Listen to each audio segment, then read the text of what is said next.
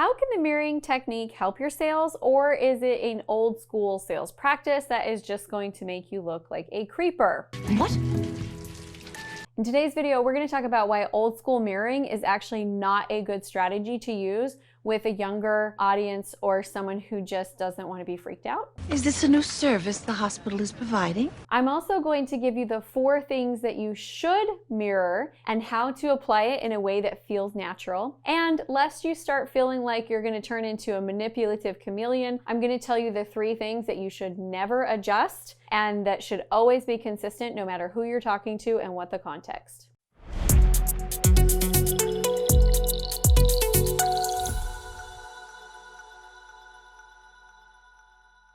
The first time I learned about the mirroring technique, I was like, okay, well, I'm game to try anything that's going to help me improve my sales. And so I did a sales call and they leaned back and I leaned back. And when they leaned forward, I leaned forward. And it just felt awkward and really insincere to be able to like mirror every single move they make. I mean, nobody talks that way. You reflect on me well. There's a little bit to be said for like if someone leans in, you leaning in to show I'm here and I'm engaged. But there's really not that much for me in the nonverbal like body to body cues. However, in watching clients and starting to really pay close attention to what they were doing, I did find that there were some other things that were very helpful to mirror. So we're going to shift into talking about those. You're pretty.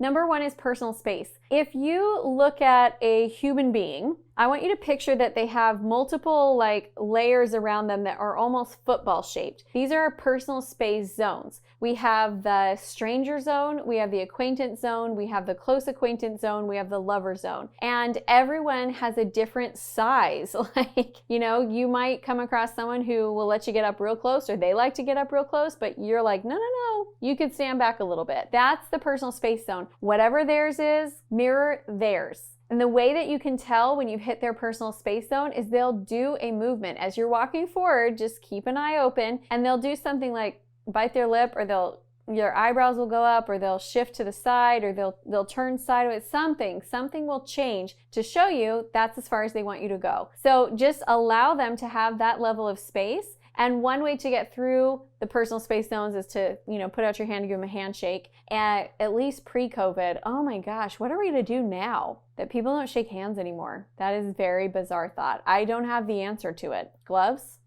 I don't know. Are we clear? No.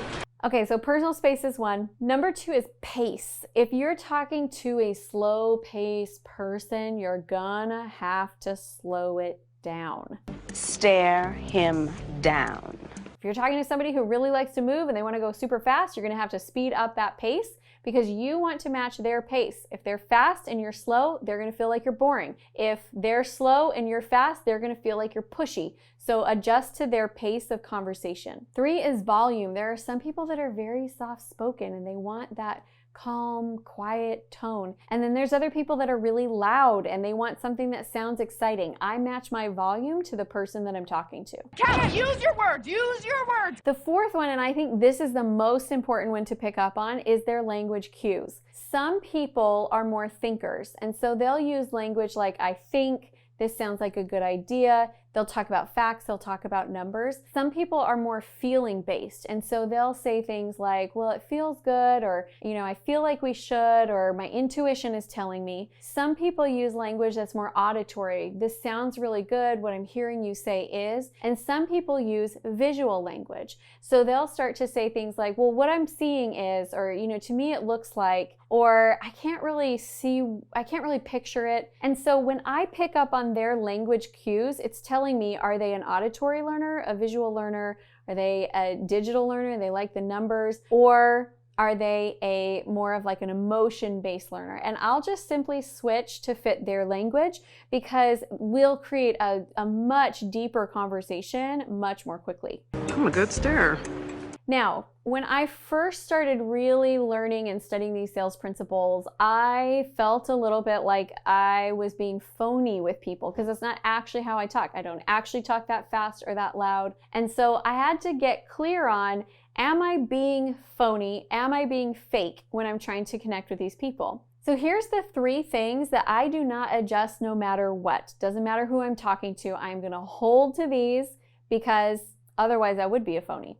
Number 1 is my values, number 2 is my opinions, and number 3 is my attentions. Those don't change. They're like a distinct part of me. And so while I will change my communication style to make it easier for the other person to connect, I'm not actually changing anything about who I am. Are you trying to be clever?